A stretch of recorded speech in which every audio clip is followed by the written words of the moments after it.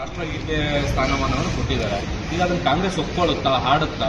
ಈಗ ಅವ್ರು ಕಾನೂನು ಮಾಡಿದ್ದಾರೆ, ಸರ್ಕಾರದಲ್ಲಿ ಕಾನೂನು ಮಾಡಿದ್ದಾರೆ. ಕಾಂಗ್ರೆಸ್, ನಾನೊಬ್ಬ ಪ್ರದೇಶ ಕಾಂಗ್ರೆಸ್ ಕಮಿಟಿ ಅಧ್ಯಕ್ಷನಾಗಿ ಕಾಂಗ್ರೆಸ್ ಸಭೆ ಸಮಾರಂಭದಲ್ಲಿ ನಾವು ಆಡೋದು ಎರಡು ಸ್ಟ್ಯಾನ್ಸಾ. 1896ನೇ ಇಸ್ವಿಯಿಂದ 2026 ಏನು ಆಡ್ಕೊಂಡು ಬಂದಿದ್ದೀವಿ ಅದನ್ನೇ ನಾವು ಆಡೋದು. ಪೂರ್ಣಗೀತೆ ನಾವು ಆಡೋದಿಲ್ಲ ಕಾಂಗ್ರೆಸ್ ಸಭೆ ಸಮಾರಂಭದಲ್ಲಿ. ಅದು ನನ್ನ president of Congress party, Pradesh Congress committee ಅಧ್ಯಕ್ಷನಾಗಿ ಇದು ನನ್ನ ನಿರ್ಣಯ. ಈಗ ಕಾಂಗ್ರೆಸ್ ಸರ್ಕಾರ ಕೂಡ ಇದೆ ಸರ್. ಈ ಸರ್ಕಾರದ ಕಾರ್ಯಕ್ರಮಗಳು ಬಂದಾಗ ಕಾನೂನನ್ನ ಪಾಲನೆ ಮಾಡಬೇಕಾಗುತ್ತೆ. ಸರ್ಕಾರ ಪಾರ್ಟಿ ಸರ್ಕಾರ ಇರ್ಬೋದು, ಮತ್ತು ಅದು ಜನಗಳ ಸರ್ಕಾರ. ಕಾನೂನು ಏನಿದೆ ಅದನ್ನು ಅವ್ರು ಸರ್ಕಾರದವರು ಪಾಲನೆ ಮಾಡ್ತಾರೆ. ಅದರಲ್ಲಿ ಏನು ತಪ್ಪು ಅಂತ ನಾನು ಅನಿಸೋದಿಲ್ಲ. ಅದು ನಾವು ಸರಿ ತಪ್ಪು ಆಮೇಲೆ ಇನ್ನೊಂದ್ಸರಿ ಲೋಕಸಭೆಯಲ್ಲಿ ಚರ್ಚೆ ಆಗ್ತಿರುತ್ತೆ. ಸರ್ಕಾರದಲ್ಲಿ ಅದನ್ನು ಮಾಡಬಾರ್ದು ಅಂತ ನಾನು ಹೇಳೋದಿಲ್ಲ. ಸರ್ಕಾರ ತೀರ್ಮಾನ ತೆಗೆದುಕೊಳ್ಳಿ, ಕಾನೂನು ಮಾಡಿದ್ಮೇಲೆ ಅದನ್ನು ಪಾಲನೆ ಮಾಡಬೇಕಾಗುತ್ತೆ. ಈಗ ಮೊನ್ನೆ AICC ಕಚೇರಿಯಲ್ಲೂ ಕೂಡ ಸೋನಿಯಾ ಗಾಂಧಿ ಅವರು ನಿಲ್ಲಿಸಿದ್ರು, ಖರ್ಗೆ ಅವರು ನಿಲ್ಲಿಸಿದ್ರು ಅನ್ನೋದು ಬಹಳ ಮುಖ್ಯ. ಅದು ಭಾರತೀಯ ಜನತಾ ಪಾರ್ಟಿ RSS ಅವರ ಕುತಂತ್ರ ಮತ್ತು ಷಡ್ಯಂತ್ರ. ಸೋನಿಯಾ ಗಾಂಧಿ ಅವರು ಹೇಳಿದ್ದು ಅಲ್ಲಿ ಹಾಡು ಹೇಳೋ ಸಂದರ್ಭದಲ್ಲಿ ತಪ್ಪಾಗಿ ಹೇಳ್ತಾ ಇದ್ದಾರೆ, ಅದನ್ನ ಸರಿ ಮಾಡ್ಕೊಳ್ಳಿ ಅಂತ ಹೇಳಿದ್ರು.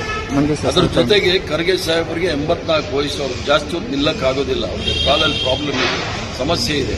ಅವ್ರಿಗೆ ಕುರ್ಚಿ ಕೊಡಿ ಅಂತ ಹೇಳೋದು, ಅದನ್ನ ಷಡ್ಯಂತ್ರ ಕುತಂತ್ರ ಮಾಡಿ ಈ ಅಮಿತ್ ಶಾದವರು ಏನೇನೋ ಭಾಷಣ ಮಾಡ್ತಾರೆ. ಆದ್ರೆ ನಾನು ಹೇಳೋದಿಷ್ಟೇ, ಇವರು RSS ಶಾಖೆಯಲ್ಲಿ ಸದಾವತ್ಸಲೆ ಬಿಟ್ಟು 2 ಸಲ ಒಂದೇ ಮಾತರಮ್ಮು ರಾಷ್ಟ್ರಗೀತೆ ಆಡಿದ್ದಾರೆ, ಜನಗಣಮನ ಆಡಿದ್ದಾರೆ ಅಂತ ಹೇಳಕ್ ಕೇಳಿ.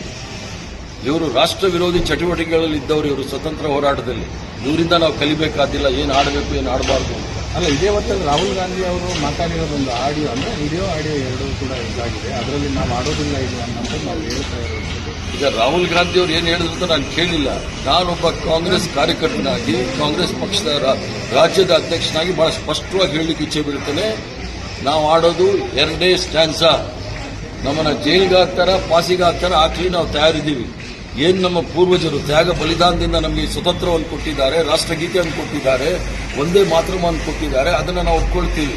ಸ್ವತಂತ್ರ ಹೋರಾಟದ ಘೋಷಣೆಗಳೇನಿತ್ತು, ಸ್ವತಂತ್ರ ಹೋರಾಟದ ಘೋಷಣೆ ಏನಿತ್ತು ಅಂದ್ರೆ ಆಜಾದ್ ಹಿಂದ್ ಜಿಂದಾಬಾದ್, ಅಂದ್ರೆ ಸ್ವತಂತ್ರ ಭಾರತಕ್ಕೆ ಜಯವಾಗಲಿ, ಕೋಮು ನಾರ ಒಂದೇ ಮಾತರಂ ಅಂದ್ರೆ ಕೋಮು ಸೌಹಾರ್ದತೆ ಇದ್ರೆ ಒಂದೇ ಮಾತರಮ್ಮು, ಇನ್ಕಿಲಾಬ್ ಜಿಂದಾಬಾದ್, ಈ 3 ಘೋಷಣೆಗಳಿತ್ತ.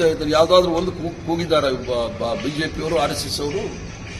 ಅಂದರೆ ಸ್ವತಂತ್ರ ಹೋರಾಟದ ವಿರುದ್ಧ ಬ್ರಿಟಿಷರ ಏಜೆಂಟ್ಗಳಾಗಿದ್ದಂಥವರಿಂದ ನಾವು ಕಲಿಬೇಕಾಗ್ತದೆ. ಸರಿ, ಡೆಲ್ಲಿಗೆ ಬಂದಿದ್ದೀವಿ, ಹೈಕಮಾಂಡ್ ಭೇಟಿ ಮಾಡ್ತೀವಿ. ಏನು